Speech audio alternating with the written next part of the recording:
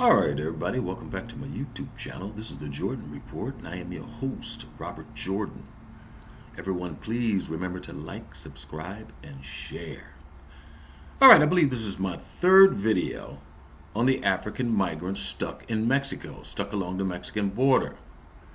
They came from Africa, West Africa, all the way to southern Mexico, and they made it all the way to the northern border, but they're stuck there now because of Trump's immigration policies. Here's an article about how they're being treated in Mexico right now. It's not good, but it exposes a very diabolical plan that we all should see that the Democrats are doing. And I got a clip of 3 black congressional members going down to the border and checking on these African migrants, all black women. I want you to see that. The number of migrants from African countries in Mexico who have had contact with Mexican immigration officials have increased from 460 in 2007 to more than 5,800 in 2018. It's almost 6,000 of them down there right now. This is from the Los Angeles Times, by the way. This is dated December the 8th. The number of African migrants heading to the U.S. through Mexico has more than doubled this year, from roughly 2,700 in 2018 to 5,800 today, according to data from the federal government. The figure has been steadily rising since 2007, the year the Mexican government began including migrants from African countries who've had contact with immigration officials in their annual migration reports, when the number was 460. And that dramatic increase has been mostly left out of U.S. immigration conversations, activists say. The reason why they never talked about black immigrants was because they were trying to keep all this under wraps, people. Remember, Hillary is supposed to be the president. If Hillary was the president, they'd already be in the country. Even within the immigration movement, you see a lack of visibility of black narratives with what's happening at the border, said Jerlene Joseph, director of co-founder of the Haitian Bridge Alliance, an organization that helps black migrants from all over the world. Again, this exposes the plan. This is why they don't talk about black migrants, because black migrants have no business coming in through Mexico. Okay, these people came a long way to get to the southern border. Joseph was initially caught off guard by the number of black migrants south of the border. In 2016, she didn't know how to respond to a call she got about a group of Haitian migrants in Tijuana. She couldn't understand why they were in Tijuana instead of Florida, the more traditional migration route for Caribbean migrants. Let me read that again, because again, this is what this is exposing, and it's fortunate for us because now we know what it is that the Democrats are doing. In 2016, she didn't know how to respond to a call she got about a group of Haitian migrants in Tijuana. She couldn't understand why they were in Tijuana instead of Florida, the more traditional migration route for Caribbean migrants. Why would Haitians go all the way to Tijuana? Okay? This is what's coming out now. At the time, honestly, I didn't believe it, she said. But she went away and met with 12 Haitian migrants. She stayed a month and counted more than 400 black migrants from not just Haiti, but Congo, Cameroon, and Sierra Leone as well. Now, almost 4 years later, we have thousands and thousands of black migrants, she added. How are all these black migrants getting from West Africa? Africa's not next door. Africa is a very long way away from here. But they're on your southern border now. How are they doing this? This is what's being exposed. Again, I made several videos on this. A lot more information is in the previous videos about how they travel, who they paid, how they're getting from southern Mexico to our border. Of these dangers, African migrants face additional obstacles in terms of language and cultural barriers. They also have less access to services from legal aid organizations who do not have staff who speak the same language as the migrants. They also face racism and discrimination because of the color of their skin, Joseph added. They also face racism and discriminate. They're in Mexico now. And she's saying they also face racism and discrimination because of the color of their skin. This summer, the migrants face a new obstacle on the Mexican-Guatemalan border. They are being prevented from reaching the U.S. border, according to activists on the ground. That's Trump's immigration policy. He's making Mexico enforce their laws. In August, the Mexican government stopped issuing African migrants transit visa that allowed them to travel north to the border with the United States.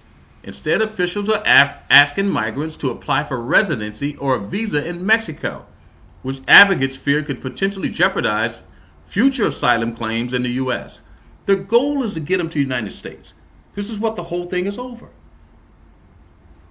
As a result, thousands of migrants fleeing from civil wars and ethnic conflicts are stuck, said Rebecca, a California-based immigration lawyer who represents African asylum seekers and has made several trips to Tijuana and Tapachula. Everything is stopped, she said. The African migrants have actually camped out in front of the immigration building because there's literally nowhere else to go. Staying in Mexico isn't an option, she added, because black migrants are not safe there. Staying in Mexico isn't an option, she added, because black migrants are not safe there. A lot of them are getting robbed, beat, and mistreated there, she said. Despite this obstacle, African migrants continue to arrive at the Mexico-Guatemalan border every day, and there's no sign that the flow will slow down. That's because the human traffickers on the other side of the world don't care what's happening to them over here. They're going to keep sending them. They're making money. This is what we're caught in. This is what's happening. This is what's being exposed. Like Joseph did not realize there was a growing number of black migrants in Mexico until she saw them for herself. Last winter, while volunteering with the legal aid nonprofit called Al Lado, she noticed a large number of migrants from Eritrea and Ethiopia. That's East Africa. That's way on the other side of the world.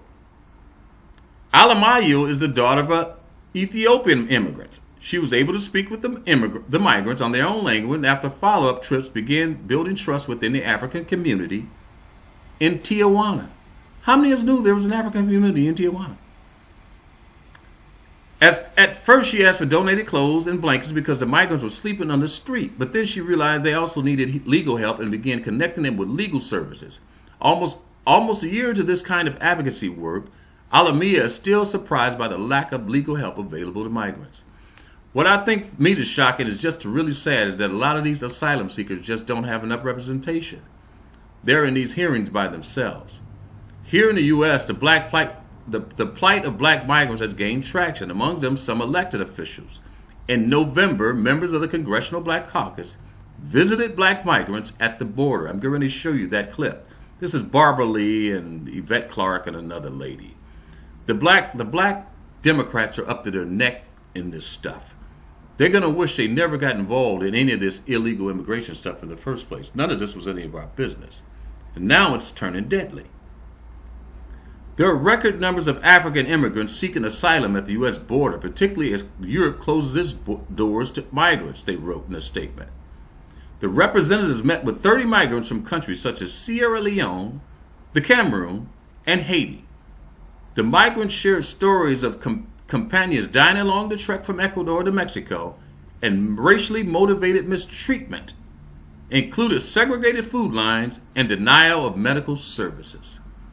That's what's happening in Mexico. Now I'm going to show you the clip of these people visiting the border. These are the black Congress people. They're up to their necks in this stuff. They've been protecting this stuff for over 20 years. We're visited today by 3 members of the Congressional Black Caucus, California's Karen Bass and Barbara Lee, as well as New York's Yvette Clark. They and local Congressman Juan Vargas spoke with African asylum seekers about the treatment they've received in Mexico. The migrants have been made to wait in Tijuana for months at a time under the Trump administration's metering policy, which severely restricts the amount of people allowed to apply for asylum at a port of entry. Earlier this year, asylum seekers from Cameroon staged a protest, calling the metering policy and the waiting list maintained by the Mexican government corrupt. But because of our egregious immigration policies, we need to pay specific attention to the plight of the immigrants. Our egregious immigration policies are the fact that Trump just won't let people walk into the country. That's what she's saying. That's what the Democrats have been doing. They wanted these people to be able to just walk right in. Immigrants from African countries, because they wind up being virtually stateless.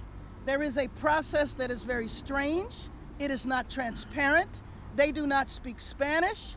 And so how they even factor themselves into the process so that they can make a plea for asylum, it's not really clear at all. Many African asylum seekers have left countries like Cameroon and Eritrea, where they face political violence.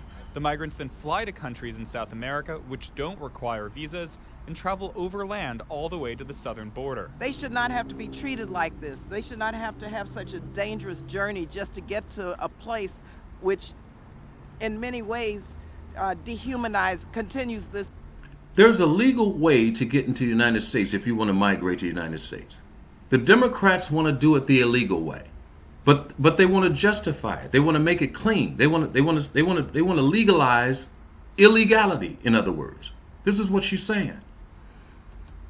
This dehumanizing process. The Department of Homeland Security has said that the metering system is in place because it lacks the capacity to process the large number of asylum seekers along the southern border.